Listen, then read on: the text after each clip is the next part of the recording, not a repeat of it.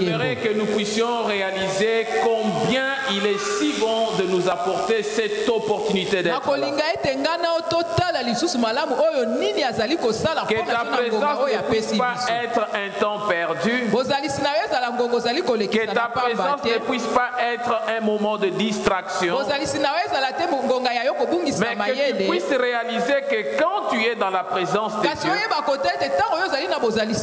Dieu a besoin que tu reçoives quelque chose. La semaine passée, nous avons partagé un sujet.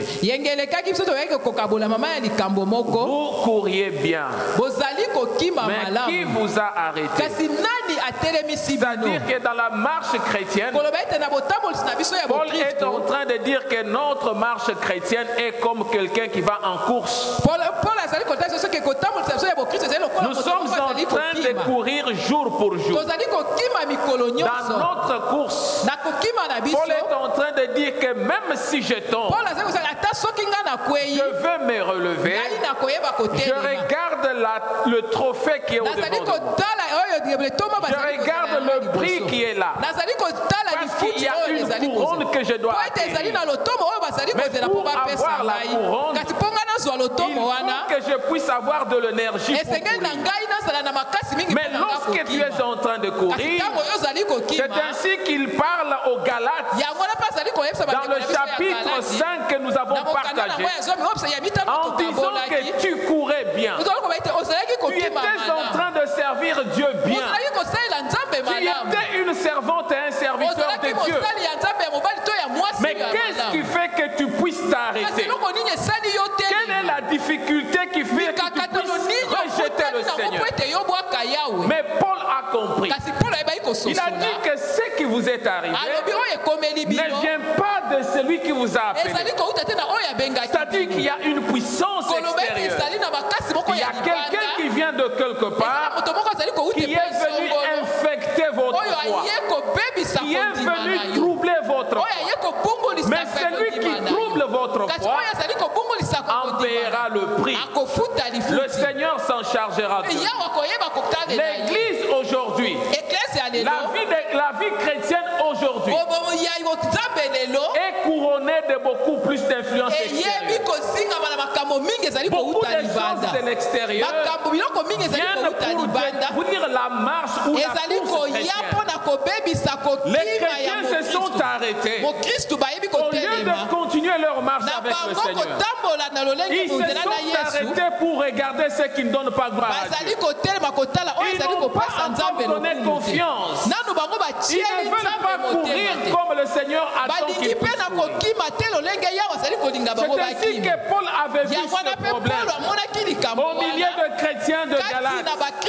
Et il est en train de dire, vous couriez bien, mais comment vous vous êtes arrêtés? J'aimerais que tu regardes ta vie, le parcours de ta vie, ta marche avec Christ. Depuis que tu as accepté Jésus, depuis que on t'appelle chrétien, tu marchais bien, tu étais un témoignage dans ta façon de faire les choses, dans ta façon de servir le Seigneur. Quand tu venais à l'église, les gens pouvaient sentir qu'elle est venue. Pourquoi? Parce que les gens savaient que tu devais servir le Seigneur. Quand tu rentres dans ta vie de chaque jour, les gens pouvaient se rendre compte pour te regarder et dire, voilà celle qui sert le Seigneur. Tu étais un témoignage. Tu étais couronné de fleurs. Tel qu'un cantique nous dit, que ma vie soit une fleur, un parfum de bonne odeur. Partout où tu passais, les gens sentaient que tu es là, parce que tu étais dans la droiture de la parole. Tu marchais avec le Seigneur. Aujourd'hui, nous continuons, toujours dans l'épître de Paul aux Galates, parce que c'est un chapitre, un épître très édifiant. Quand nous regardons le l'épître de Galates, il parle beaucoup plus sur la foi, sur la façon que le chrétien se conduisait et la manière qu'ils sont en train de se conduire présentement, sur la façon qu'ils apercevaient le Seigneur, lui qui s'était accroché, il s'était adonné de pouvoir prêcher la parole, mais il regarde ce qui est venu, ce que les enfants de Galates sont en train de venir, de Galatie. Il s'est dit, mais il y a un problème. Nous allons revenir au chapitre 3, les 4 premiers versets. La Bible nous dit ceci, Galates chapitre 3, versets 1 à 4. Nous pouvons lire la parole. Amen, amen. Gloire au Seigneur. Ô Galates, dépourvus de sens, qui vous a fasciné, vous, aux yeux de qui Jésus-Christ a été peint comme crucifié. Voici seulement ce que je veux apprendre de vous. Est-ce par les œuvres de la loi que vous avez reçu l'Esprit ou par la prédication de la foi? Êtes-vous tellement dépourvus de sens? Après avoir commencé par l'Esprit, voulez-vous maintenant finir par la chair? Avez-vous tant souffert en vain? Si toutefois c'est en vain, c'est lui qui vous accorde l'Esprit et qui opère de miracles parmi vous, le fait-il donc par les œuvres de la loi ou par la prédication de la foi? Nous reprenons encore Galates de chapitre 5. Verset 7 à 10. Vous courriez bien. Qui vous a arrêté pour vous empêcher d'obéir à la vérité? Cette influence ne vient pas de celui qui vous appelle. Un peu de levain fait lever toute la pâte. J'ai cette confiance en vous, dans le Seigneur, que vous ne penserez pas autrement. Mais celui qui vous trouble, quel qu'il soit, en portera la peine. Amen. Gloire au Seigneur. Nous pouvons prendre place. Je disais ici, Paul est en train de s'adresser aux chrétiens de Galates. Et il en revient aussi pour s'adresser à nous. Cet épître me concerne, te concerne. C'est l'œuvre de la foi qui nous permet d'accepter le Seigneur. Sans la foi, nous ne sommes rien. Mais parce qu'il y a la foi, nous pouvons tourner notre regard au-devant de lui. Nous pouvons réaliser ce que Dieu est capable de faire dans notre vie. Nous pouvons nous accrocher au-devant de lui et témoigner de sa grandeur. Les assemblées de Galatie étaient à un certain moment profondément perturbées par de faux docteurs. Il y avait des gens qui étaient entrés dans les assemblées. Lorsque les gens sont venus, ils ont cherché à apporter un autre évangile. Un évangile qui était différent de celui que Paul avait prêché. Et quand ils sont arrivés, ils ont commencé à faire voir aux gens qu'il faut abandonner la grâce, mais leur faisant voir que le moyen du salut c'est la circoncision. Pour eux, ils trouvaient que quand on est circoncis, c'est alors qu'on doit hériter le royaume des cieux. C'est alors que la vie éternelle nous est garantie. Or, quand Paul est passé dans ces villes, dans ce coin, il a commencé à annoncer l'évangile de la grâce. Il a dit que la grâce, nous obtenons le salut par la grâce. Ce ne sont pas par les œuvres que nous posons. Ce ne sont pas par les actes qui sont extérieurs. Ce n'est pas parce que quelqu'un est circoncis qu'il doit alors recevoir ou obtenir le salut. Notre salut dépend de la grâce, d'une faveur inexprimable une faveur que Dieu nous accorde. Mais parmi nous, parmi les chrétiens, le problème qui se fait est que certains sont en train d'abandonner cette grâce, sont en train de fouler la grâce aux pieds. Parce qu'il faut croire, accepter le Seigneur Jésus-Christ, croire que la grâce est là. C'est alors que le Seigneur nous accorde ce salut. Tout ce que vous apprenez de la loi juive, c'est la circoncision qui amène le salut, cela est une erreur. La circoncision est extérieure, mais la foi est intérieure. La grâce est intérieure. Elle est spirituelle. Parce que quand Dieu veut sauver quelqu'un, il ne dépendra pas de ses œuvres.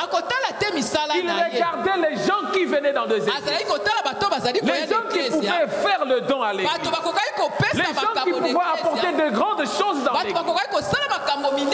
Et parce que les gens faisaient des choses pareilles, il voulait leur faire voir qu'en faisant les œuvres, vous êtes déjà sauvés. Vous êtes garantis de votre salut. Ainsi, quelqu'un pouvait marcher dans l'impudicité. Quelqu'un pouvait marcher dans le mal. Quelqu'un pouvait faire le désordre dans la vie. Mais parce qu'il amène les œuvres dans l'église, parce qu'il vient donner les choses dans le temps, pour eux c'est cela qui comptait. Il suffit d'être seulement circoncis. Cela finit. Il n'y a pas autre chose qui peut t'empêcher. Ton salut est garanti. Mais ça faisait mal. Il pensait, il le regardait. Il disait que ce n'est pas ce que vous faites là. Il ne faut jamais négliger la nouvelle naissance. Il ne faut jamais négliger la foi en Jésus-Christ. Parce que si vous n'avez pas la foi en Jésus et que vous êtes en train de vous accrocher à des choses qui ne donnent pas gloire au Seigneur, sachez bien que vous êtes perdus. Sachez bien que vous allez perdre le salut. Le Seigneur a besoin que vous puissiez être des instruments, que vous puissiez être de ceux-là. Il est capable de sauver par la foi. Il leur dit, vous êtes des gens, il y a des gens qui vous troublent. Il y a des gens qui veulent pervertir l'évangile du Christ parmi vous. Il y a des gens qui ne veulent pas vous voir être sauvés. Par moments, au milieu des chrétiens aujourd'hui, dans l'église où nous sommes, il y a par moments les gens qui peuvent t'empêcher de voir le Seigneur. Il y a les gens qui peuvent t'étourdir ta foi. Lorsque tu es en train de faire les efforts pour servir le Seigneur, tu vois quelqu'un qui est en train de te rétracter vers le bas. Lorsque tu es en train de t'accrocher au Seigneur, tu te regardes par rapport à ta vie. Tu es en train de servir, mais tu regardes quelqu'un qui veut te mettre dans la distraction. C'est pourquoi nous avons entendu le diacre dire que quand tu vois quelqu'un en train de chanter, quelqu'un dans la joie, peut-être tu ne sais pas pourquoi il est dans la joie, mais lui, au-dedans de lui, il regarde ce qui s'est passé dans sa vie. Il regarde là où le Seigneur l'a ramassé. Il regarde la confiance qu'il peut faire au Seigneur. Mais lorsque la maman est passée ici pour chanter, et que moi je le regarde lorsqu'il chante, je dis, ah, elle n'a pas une belle voix. Je dis, non, regarde comment elle chante. C'est pour décourager sa foi. Ce ne sont pas les œuvres extérieures qui sauvent. Ce ne sont pas les choses extérieures qui sauvent. Mais c'est au-dedans. Au-dedans de l'homme. Le témoignage que quelqu'un a à l'égard de son Dieu. Je bénis le Seigneur pour ma soeur Emma. Je glorifie le Seigneur. Je ne sais pas si elle a témoigné après mon autre voyage. Mais elle m'a appelé un jour. Elle me dit, pasteur, non, je sais que tu es mon père spirituel. Pasteur, j'étais dans un voyage. Je suis allé aux États-Unis. Arrivé aux États-Unis, nous avons connu un accident. Et la situation était grave. Elle était si sérieuse qu'il fallait que je puisse être interné à l'hôpital pour des examens, ainsi de suite. Mais je regarde le jour de mon voyage. Était déjà proche. Il fallait prendre l'avion. Je me suis dit, si je vais à l'hôpital, on risque de me retenir. Mais en elle-même, il y a eu la force de la foi. De dire, malgré qu'il y a l'accident, mais moi je dois rentrer. Même s'il y a des séquelles d'accident, elle a fait confiance en son Dieu. Elle a dit non, je dois rentrer. Elle a pris le vol. Elle arrive à Amsterdam, je pense. Quand elle arrive en Amsterdam, il y a encore un problème qui arrive. Il fallait que le vol puisse décoller en direction de l'Irlande. Lorsqu'elle entre dans l'avion et le vol qui devait décoller, on trouve que le vol avait un problème. Le problème avait des pannes. Une panne qui devait faire que si le vol continuait le voyage, il pouvait... Voilà. Comment on a fait? Taxi. Le taxi pour le décollage. Tout était prêt pour le décollage. Mais lorsque le pilote regarde, il sent qu'il y a un problème. Il fallait revenir encore sur le tarmac afin que l'on fixe le problème. On devant d'un témoignage pareil, une personne qui voit comment Dieu l'a épargné. Une personne qui voit comment Dieu a pu préserver sa vie. Un accident aux États-Unis, peut-être il pouvait mourir. Elle pouvait mourir. Un problème d'avion sérieux. Sur le tarmac avant le décollage, peut-être ça allait être un problème sérieux. On devant une personne pareille, il ne peut pas refuser à cette personne de glorifier son Dieu.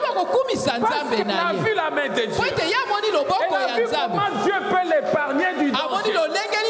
Combien ont pris le décollage avec les avions et ont perdu leur vie. Nous arrivons aussi toujours en Amsterdam. Nous prenons le vol pour Charles de Gaulle. Lors de notre voyage, lorsque nous voulons atterrir à Charles de Gaulle, l'avion a déjà sorti le train d'atterrissage. Nous allions vers l'atterrissage. On regarde, on voit le tarmac. Mais du coup, le pilote change l'itinéraire. L'avion redécolle encore. Et l'avion est secoué fortement. Et j'ai vu comment les gens reconnaissent Dieu dans l'avion. Vous pouvez vous asseoir dans l'avion quand vous voyagez. Tout le monde peut être calme. Les gens peuvent commander leur bière et boire. Mais lorsqu'il y a une catastrophe, je dis, mais là c'est sérieux. Curieusement, madame dormait. Mais quand je regardais, je dis, si je la réveille, au devant de ce mouvement, elle peut piquer une crise. Je la laisse dormir telle qu'elle dort. Nous avons redécollé, mes bien-aimés. Le vol Amsterdam-Charles de Gaulle, c'est 45 minutes. Mais nous avons pris encore 25 minutes de tour dans l'espace avant de reprendre l'atterrissage.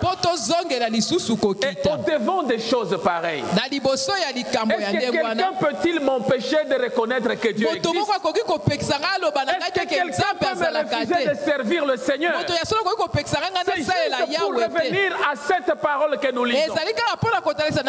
Dans le profond souci de ce que Paul avait eu, lorsqu'il a porté l'évangile auprès des Galates, lorsqu'il annonçait l'évangile, il y avait une réalité. Quelle a été la réalité? Paul est allé auprès des Galates dans une situation de douleur. La Bible dit qu'il était dans une situation d'handicap physique. Il avait un problème de santé. Un problème qui pouvait l'empêcher de prêcher la parole. Mais lorsqu'il est en train d'entrer dans le prêcher, les gens des Galates ont écouté l'enseignement. Ils ont écouté la prédication. Ils ont écouté le Seigneur. Et ces gens se sont accrochés au Seigneur.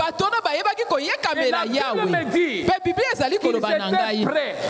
Même s'il fallait arracher les yeux pour donner les yeux à Paul, ils en étaient prêts. Parce que le message ou la parole avait tellement touché le cœur, avait tellement bouleversé leur vie, et que dans leur mauvais chemin qu'ils faisaient, ils se sont accrochés au Seigneur. Ils ont commencé à servir le Seigneur.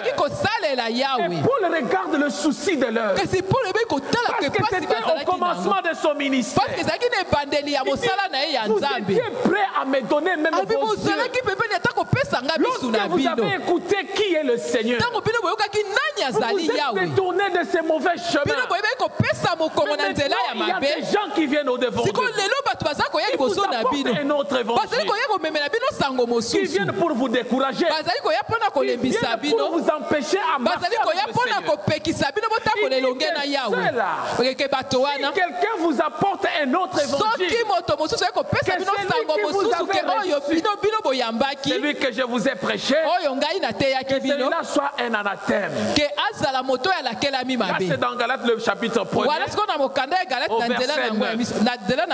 Un anathème, c'est qui? C'est une personne qui est maudite, qui n'a pas un droit de la rédemption.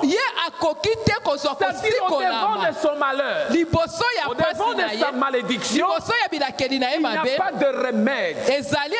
On ne peut pas trouver d'autre solution à son sujet.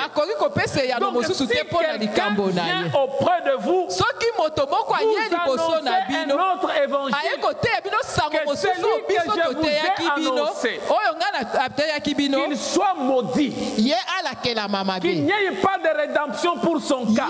Au chapitre 5 que nous avons lu, c'est celui qui vous trouble, celui qui vient troubler votre vie, que le Seigneur va en payer le prix. C'est-à-dire Dieu va s'en charger de sa vie. Nous devons faire attention, Église de Dieu. Lorsque nous servons le Seigneur, lorsque nous venons parmi les chrétiens, ça peut être à l'église, ça peut être en dehors de l'église. Mais quand vous venez troubler, quand vous venez perturber les enfants de Dieu, vous venez pour donner une autre orientation à la parole du Seigneur. La Bible nous dit que vous êtes des anathèmes. Vous êtes des gens maudits et il n'y a pas de rédemption en vous. Ne soyez pas de type de ces gens. Parce que ces gens, lorsqu'on te maudit à cause de la parole du Seigneur, lorsque tu es maudit parce que tu détruis la parole du Seigneur, il y a un enseignement de découragement. Au lieu de motiver les gens à servir, au lieu d'aider les gens à connaître le Seigneur, mais toi qui es là pour décourager ceux qui viennent au Seigneur, là il y a un problème sérieux. Bien aimé, dans tout ce que nous faisons, il ne faut jamais chercher à plaire aux hommes. Il ne faut jamais chercher à plaire aux hommes. Tu arrives quelque part, tu es chrétien, dans ta vie chrétienne, c'est dans une fête, on te dit mais tu prends seulement un verre, mais tu bois seulement un verre, Et ce n'est pas un problème. Toi, tu dis non pour satisfaire, pour faire plaisir à la personne. Laissez-moi seulement boire. Je lisais une histoire qu'un ami m'a envoyée. Il dit ceci dans l'histoire, que c'était dans l'avion. Aujourd'hui, c'est beaucoup l'histoire d'avion. Hein? Que c'était dans l'avion. Ils étaient en train de voyager. C'est-à-dire les gens voyageaient. Un chrétien qui était dans l'avion. Et c'était le jour anniversaire de la compagnie de transport. Et l'hôtesse vient avec une bouteille de champagne. Le chrétien était dans la première classe. On lui apporte une bouteille de champagne dans leur trolley qu'ils amènent là. Champagne, c'est un cadeau de la compagnie. Parce qu'aujourd'hui, c'est notre jour anniversaire. Il regarde et dit non, je ne prends pas, je n'ai pas besoin de ça. L'hôtesse est passée jusqu'au fond. Elle va dire maintenant à son chef. Il dit, mais j'ai donné à telle personne, elle a refusé. Mais le chef dit non, peut-être tu n'as pas servi comme il se doit. Il dit, tu prends seulement le plateau, tu mets le décor et tu lui amènes encore, il va prendre. On met le plateau, on amène le... On appelle le champagne au devant de la personne. Le chrétien regarde, il dit non, je m'excuse, je ne peux pas prendre ça. Il dit mais pourquoi tu refuses? Il dit non, moi je suis chrétien, je ne peux pas boire ça. Et maintenant quand il rentre encore auprès de son chef revient lui-même. Je sais bien que tu es chrétien, mais ici c'est un don. Nous t'offrons, c'est gratuit. Tu ne payes pas, tu peux seulement prendre.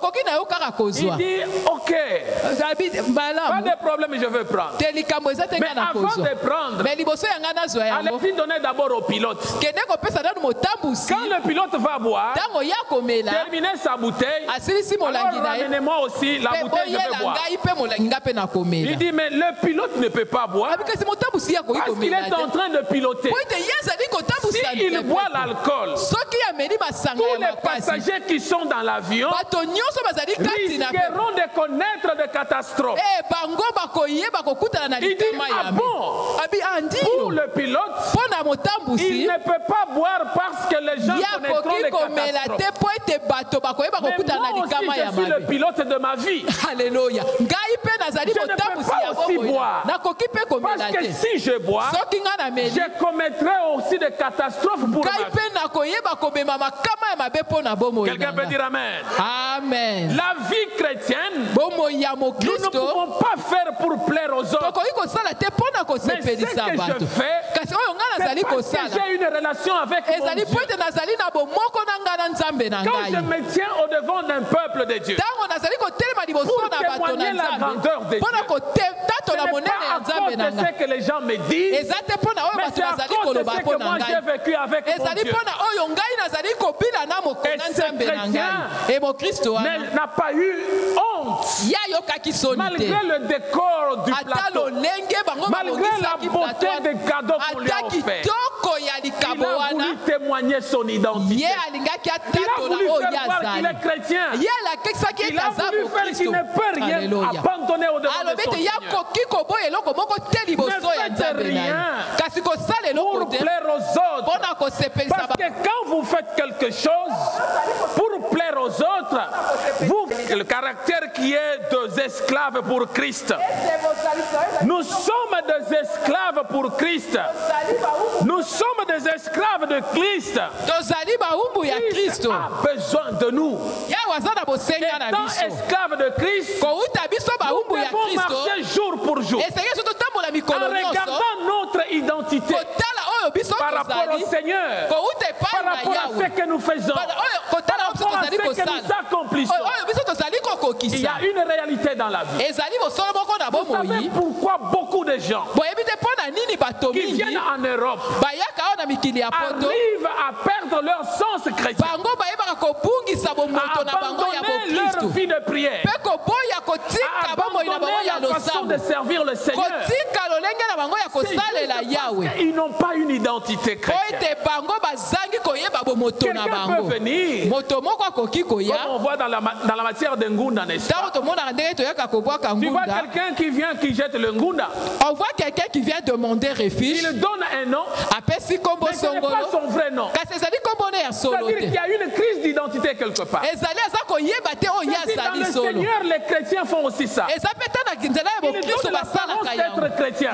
Parce qu'il est dans le besoin, il a besoin de voyager.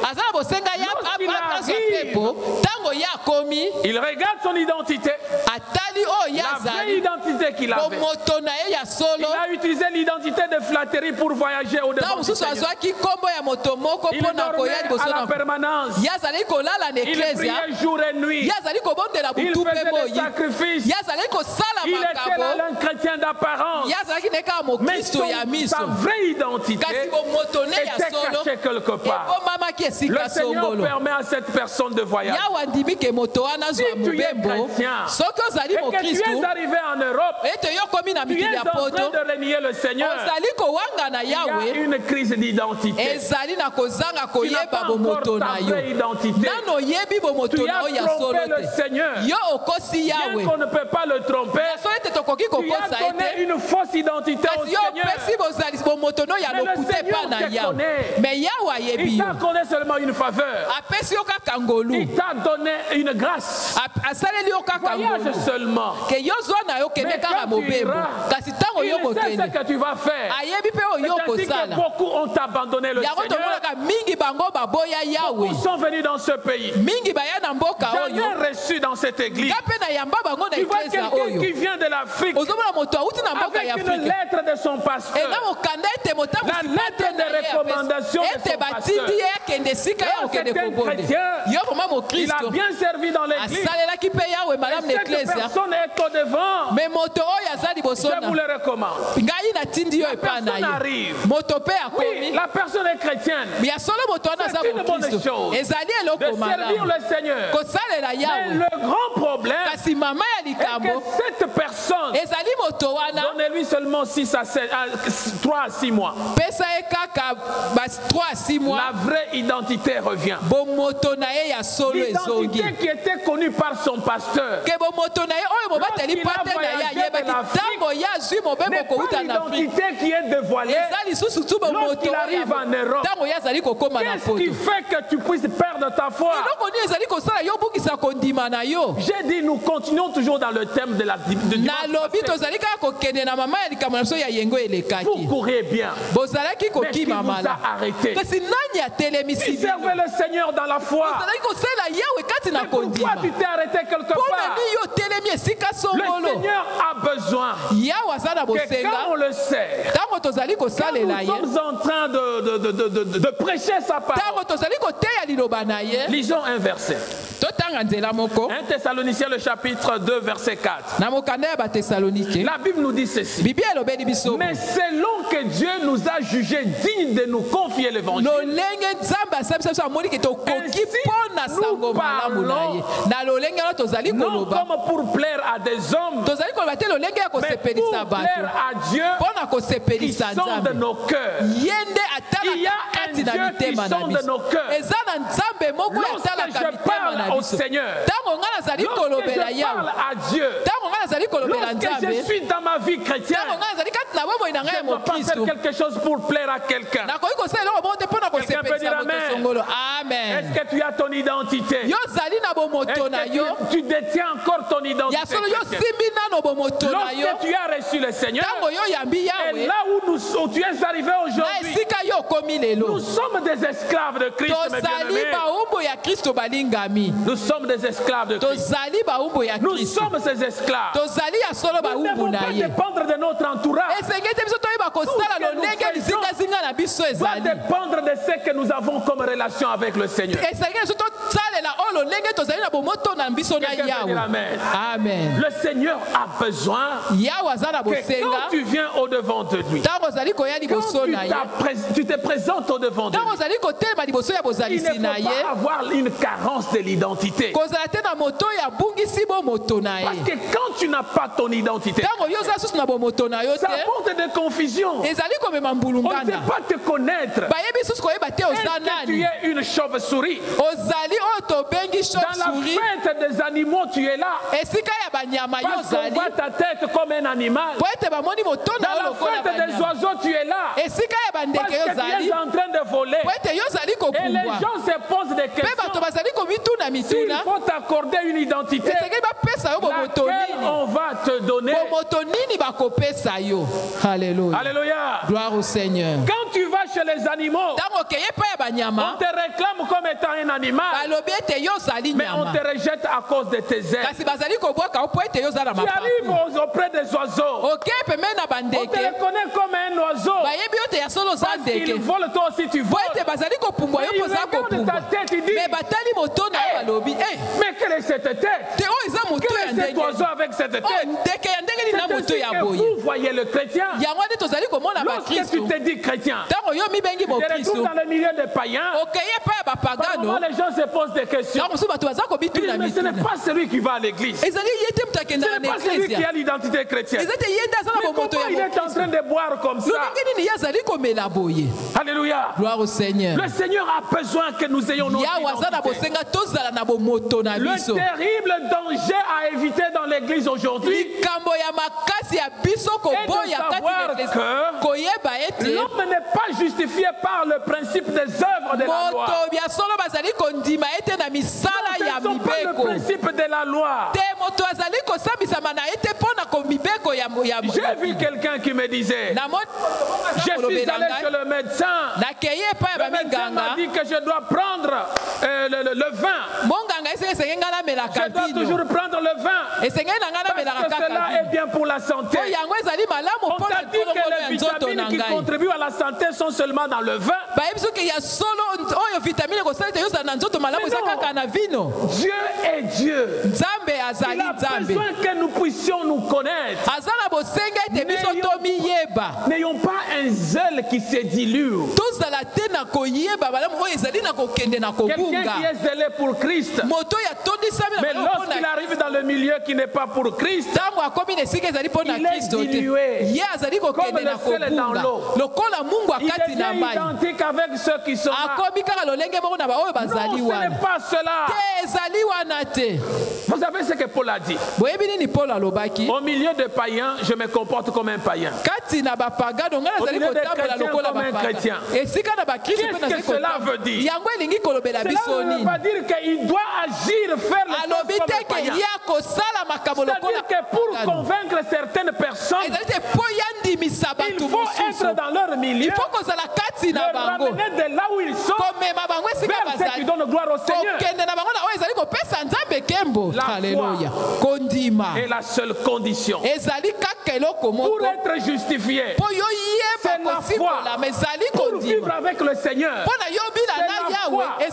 Mais toi qui as la foi, tu marchais bien avec le Seigneur. Il t'a dit de t'arrêter. Pourquoi tu t'es arrêté? Pourquoi tu ne continues pas à servir ton Seigneur? Reviens à ton Seigneur. Regarde-toi mon frère.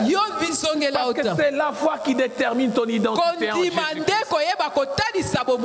Tu marches, tu dois avoir la foi. Tu dois marcher avec le Seigneur. Et quand le Seigneur regarde en toi, il se retrouve par rapport à la foi. Alléluia. Vous savez, Pour un chrétien, toute œuvre, qu'elle soit bonne ou grande, que nous pouvons poser, cette œuvre doit avoir comme support la foi. Je peux venir donner à l'église, je peux venir travailler à l'église, je peux aller évangéliser, mais la base de mon évangélisation, la base de dons que je donne à l'église, le support, c'est la foi. Alléluia. Gloire au Seigneur. Si le support n'est pas la foi, sinon tu viens offrir selon la loi et tu ne seras jamais bénéficiaire de ce que tu offres. Mais si tu viens donner selon la foi, c'est pourquoi on parle de l'action de grâce. Quand on parle de l'action de grâce, c'est-à-dire que je reçois une parole, je vais poser une action, et cette action est une action de foi. Parce que je sais que ce que je fais, Dieu va me donner, Dieu va me l'accorder, Dieu va agir. Le support de la vie chrétienne, c'est la foi. Sans la foi, il n'y a rien de bon. Aux Corinthiens, lorsque Paul demande à l'église de Corinthe, il dit, vous devez au moins contribuer pour l'église de la Macédoine. Mais qu'est-ce que les chrétiens ont fait? 2 Corinthiens, le chapitre 8, verset 5. La Bible nous dit, et non seulement ils ont contribué comme nous l'espérions, mais ils se sont d'abord donnés eux-mêmes au Seigneur, puis à nous par la volonté de Dieu. Ce que nous faisons, nous devons nous accrocher au Seigneur. Nous devons nous donner au Seigneur. C'est donner au Seigneur. C'est pas quelque chose comme un don qu'on donne au Seigneur. On ne peut se donner au Seigneur que par la foi. C'est-à-dire que j'accepte qu'il est mon Seigneur. Je lui donne la place dans mon cœur. Je dispose ma vie. Nous avons partagé au courant de la semaine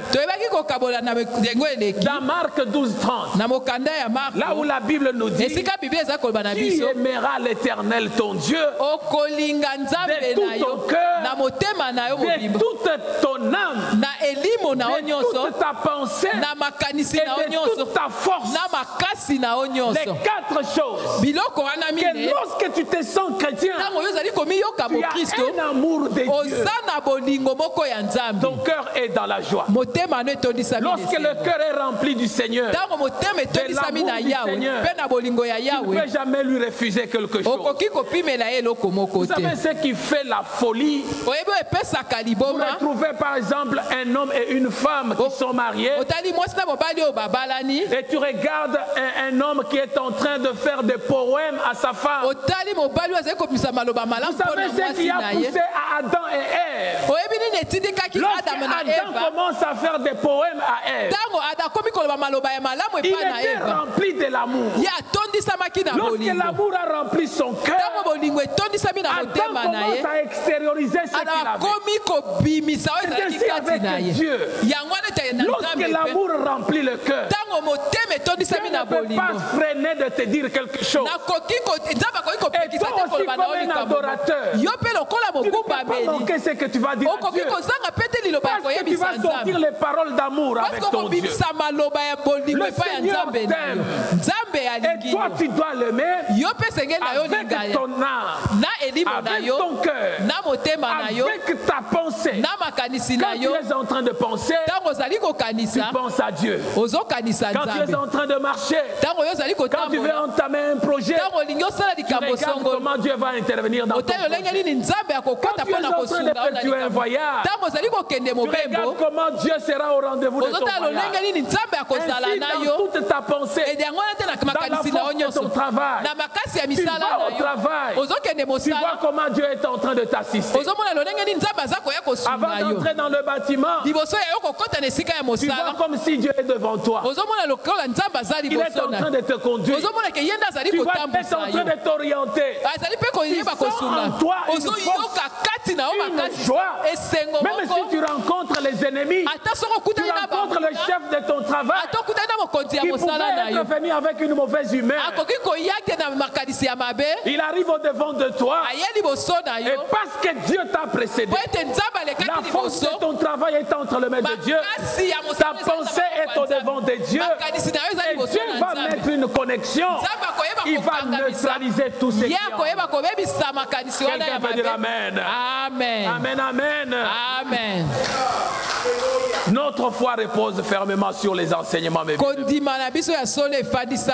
Lorsque nous n'écoutons pas la parole de Dieu, lorsque nous ne savons pas nous accrocher à la parole de Dieu, il y a toujours une carence quelque part.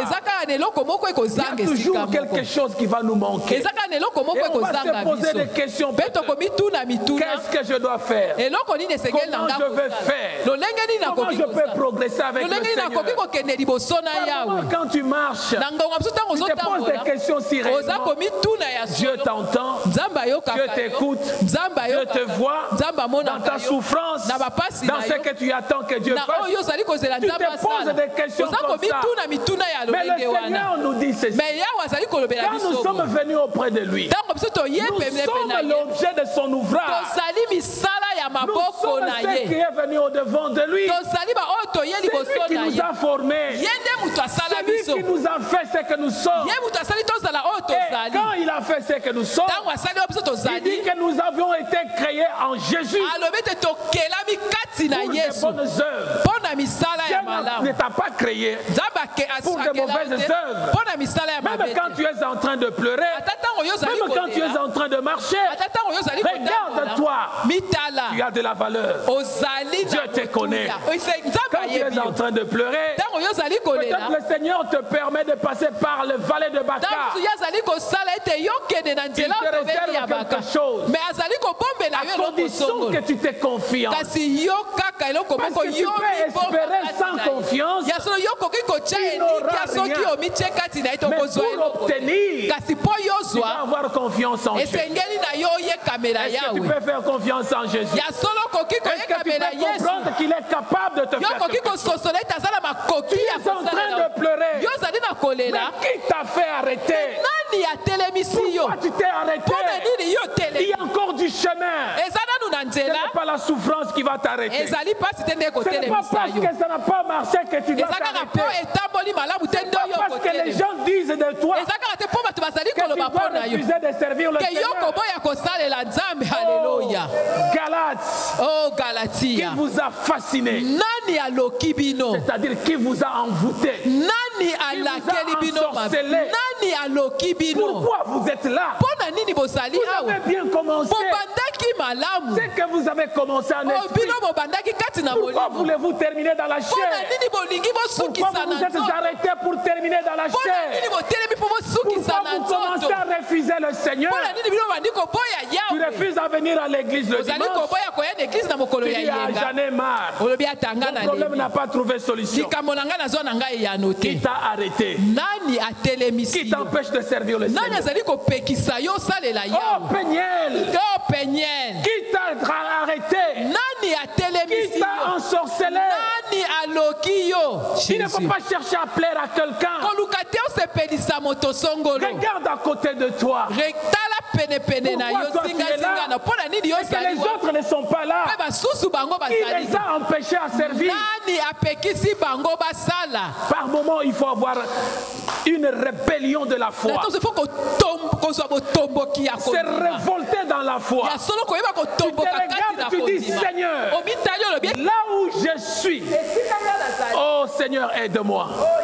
Mais bien aimé l'évangile que nous annonçons, par moment nous annonçons l'évangile. Comme Paul est en train de dire, nous annonçons l'évangile par moment dans l'infirmité de notre chair. C'est-à-dire que tu te lèves le matin, tu sens que n'obéis pas. Tu sens que tu es malade. Mais tu te dis non, je me tiens debout. Je dois aller annoncer la parole du Seigneur. Et quand on annonce cette parole, c'est pour que les enfants de Dieu reçoivent ce que Dieu les a réservé. Alléluia. Gloire au Seigneur. Qui vous a fasciné? Qui vous a arrêté? Pourquoi êtes-vous arrivé là? Au moment où le Seigneur attendait de vous une action. Paul est en train de pleurer. Il dit non. Même dans l'infirmité de ma chair, je suis venu auprès de vous. C'était un réel plaisir pour vous annoncer l'évangile. Je n'ai pas tenu compte de ma santé, mais je suis venu auprès de vous, Galate. Mais pourquoi vous, qui avez reçu l'enseignement, qui avez reçu le Seigneur, qui avez reçu la parole du Seigneur, pourquoi vous vous êtes encore arrêté? Les faux enseignements, les gens qui viennent pour décourager, les gens qui regardent que le salut est par la forme et non pour le fond. Il y a un problème sérieux au-dedans de vos vies. Le Seigneur a besoin que vous puissiez vous relever, que vous puissiez tourner le regard au-devant du Seigneur, parce que le Seigneur a besoin de vous. Le Seigneur a besoin de toi. Nous ne devons pas chercher à plaire aux hommes. Quand nous lisons la parole de notre Seigneur, la Bible nous dit n'ayez jamais une appréciation fragile, une appréciation apparente de la parole du Seigneur. On peut sortir de cette église. Ah, le pasteur avait bien prêché. Oui, c'est bien, il a prêché. Est-ce que c'est une appréciation apparente? Une appréciation qui est volatile. Il a prêché, mais qu'est-ce que toi tu as retenu? Il a prêché, mais qu'est-ce qui a changé dans ta vie? C'est pourquoi Paul pleure. C'est pourquoi nous pleurons. Quand on prêche la parole du Seigneur, après avoir prêché la parole, par moment tu regardes comment les enfants de Dieu se conduisent. Si vous pouvez voir, ouvrir le cœur, voir comment le cœur saigne, de voir que la personne à qui tu as enseigné la parole est en train de se méconduire, de se comporter comme un païen. Pour regarder cela, tu te poses les questions, tu dis Seigneur, l'essentiel est que je fais mon travail. Mais le reste, tel que tu es en train de dire aux Galates, que celui qui vous trouble en paiera le prix. N'ayez jamais cette fragilité de la parole, cette volatilité de la parole. Elle vient, tu la reçois et tu sors, elle s'envole, tu rentres tel que tu étais venu. Accrochez-vous. Accrochez-vous à la parole. Laissez cette parole accomplir son œuvre.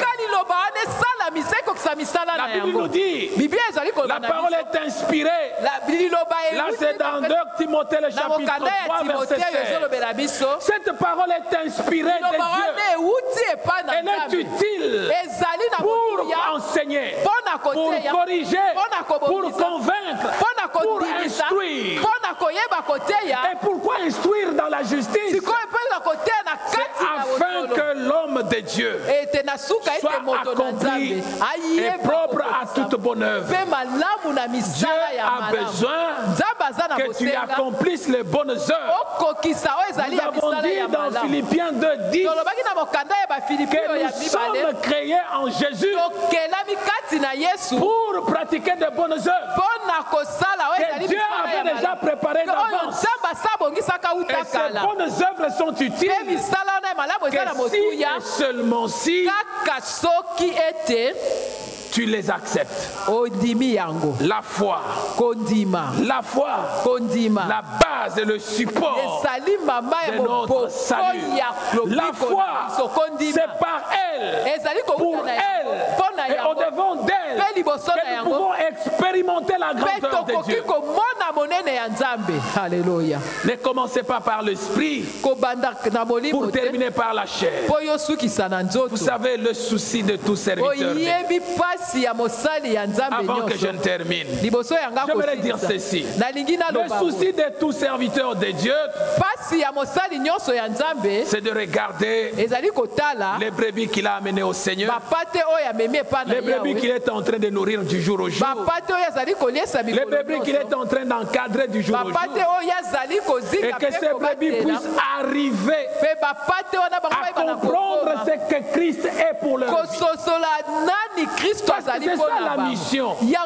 Quand on dit qu'il est un pasteur, telle personne est pasteur, paître le troupeau, c'est leur donner de la nourriture, c'est les encadrer et les amener au salut. Le Seigneur a besoin que tu puisses être celui qui sera sauvé. Ne t'arrête pas, que personne ne t'arrête, que personne ne t'empêche. Paul dit au Galates chapitre, nous allons terminer par là. Galates 4, 19. Mes enfants, pour qui j'éprouve de nouveau les douleurs de l'enfantement, jusqu'à ce que Christ soit formé en vous. Je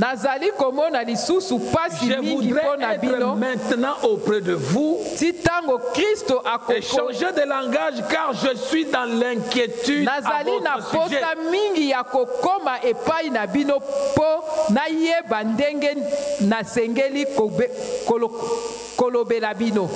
Il regarde que ce sont ses enfants. Pourquoi il dit que ce sont ses enfants? Il dit pour vous. J'éprouve encore la douleur de l'enfantement. Je regarde la douleur de l'enfantement pour l'évangile, c'est quoi? C'est la douleur quand on est en train d'annoncer l'évangile. Lorsqu'on est en train de prêcher. Peut-être la nuit, tu as prié à 22h, tu es allé dormir. Mais tu ne connais pas la douleur de l'enfantement. La douleur de cette parole qui sort. Lorsque le prédicateur reste lui-même, il commence à chercher la face du Seigneur. Il s'abstient de tout. Il revient dans la présence de Dieu. Il demande à Dieu, qu'est-ce que je vais communiquer à ton peuple? C'est ça la douleur de l'enfantement. À ce temps-là, peut-être toi tu dors. Mais lui est en train de chercher comment il peut donner naissance. C'est ce que Paul est en train de dire. J'éprouve de nouveau les douleurs de l'enfantement. Jusqu'à ce que Christ soit formé en vous. Il dit, je viens maintenant auprès de vous. Avec un autre langage. Quel est ce langage? C'est parce qu'il les a entretenus comme ses enfants. Mais il revient maintenant avec un langage qui est dur. Un langage de vérité. Un langage qui blesse le cœur pour les amener à Christ. Parce qu'il les a parlé avec beaucoup plus de douceur. Mais il dit maintenant je viens avec un autre. Je vais vous parler directement. Afin que vous parveniez à comprendre que je suis votre Père, que vous êtes mes enfants et que j'ai le souci de votre croissance. Qui est ce papa qui peut rejeter son fils, qui ne voit pas comment il peut aider son enfant à grandir? Chaque parent a le souci de voir son enfant grandir et devenir une personne responsable. C'est ça notre souci. C'est ça le souci que nous avons. Les enfants éprouvés dans la douleur d'enfant. Et cette douleur, c'est la douleur de l'évangile. Le Seigneur a besoin que tu ne puisses pas t'arrêter. La personne qui t'ensorcelle. La personne qui est en train de t'envoûter. Le Seigneur s'en chargera de sa vie. La personne qui te décourage de servir le Seigneur. Le Seigneur s'en chargera de sa vie. Mais toi, n'accepte pas de rester sous l'influence de la parole. La vie chrétienne, nous l'avons dit, c'est comme la vie d'un pilote. Chaque jour, tu es le pilote de ta vie. Quand tu te le dégâts, quand tu t'éloignes de l'itinéraire, tu vas commettre le dégât. Le pilote doit suivre la trajectoire. Et cette trajectoire nous est donnée par la parole du Seigneur. Quand tu vas à gauche, c'est le dégât. Je vous ai donné le témoignage de notre vol sur l'atterrissage. Au niveau de Charles de Gaulle, nous n'avons pas connu la réalité. Parce que l'hôtesse ne nous a pas dit. Elle nous a seulement prévenu que non, on a changé l'itinéraire. Mais on va encore revenir sur Charles de Gaulle. Peut-être que le pilote avait commis une erreur. À la descente, il y avait un autre avion qui venait pour faire le taxi. On lui a dit, mais non, ce n'est pas le temps de descendre. Il fallait redécoller pour empêcher le clash. C'est ça le langage dur dont Paul est en train de parler. Je vais changer le langage à votre égard. J'ai la compassion paternelle, mais j'ai besoin que vous puissiez réussir. Quelqu'un peut dire Amen. Amen. Quelqu'un peut dire encore Amen. Amen. Quelqu'un peut acclamer la gloire du Seigneur. Alléluia. Gloire à toi, Seigneur. Tourne le regard au devant de ton Dieu. Regarde au devant de celui qui compatit pour ta vie. Celui qui est capable de